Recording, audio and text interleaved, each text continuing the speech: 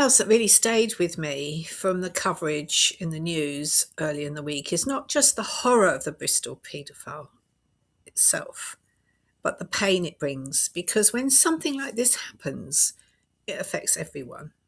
Of course, first and foremost, our thoughts are with the children and the families, but it also affects practitioners, it affects leaders, and it affects the whole business.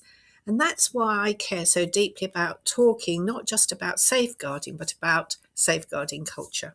Because safeguarding is not only about child protection in the narrowest sense, it's also about whether parents feel listened to when they raise concerns, whether staff feel safe enough to say something doesn't feel right here, and whether someone is able to have the confidence to whistleblow on a colleague if they are worried.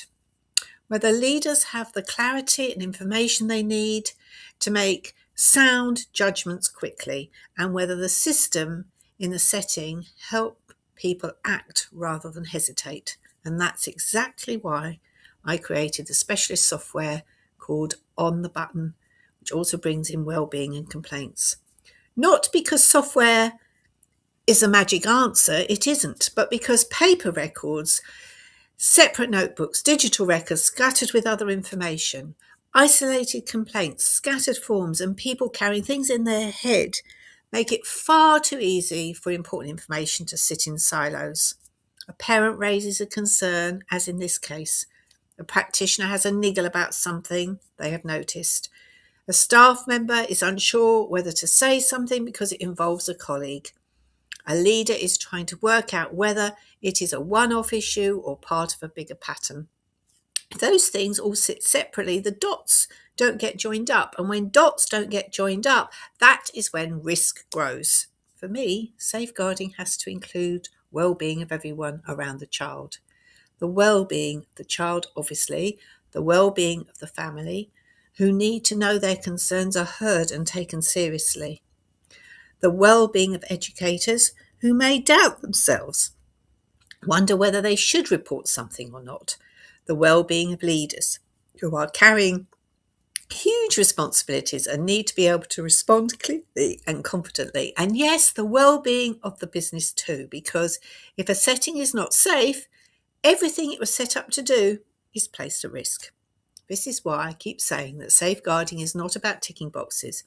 It's about creating a culture where people notice, record, question, and act. A culture where concerns are not lost. A culture where parents are heard. A culture where whistleblowing is normalised, not feared. A culture where leaders are not trying to piece things together from scraps of paper and memory. And a culture where everyone understands that safeguarding is not something you revisit when inspection is due. It's something you live every single day. Because in the end, the question is not just about what we do in policies.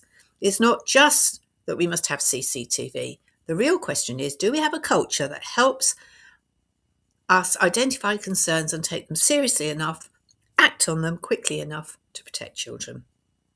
That is the conversation this sector needs to keep having.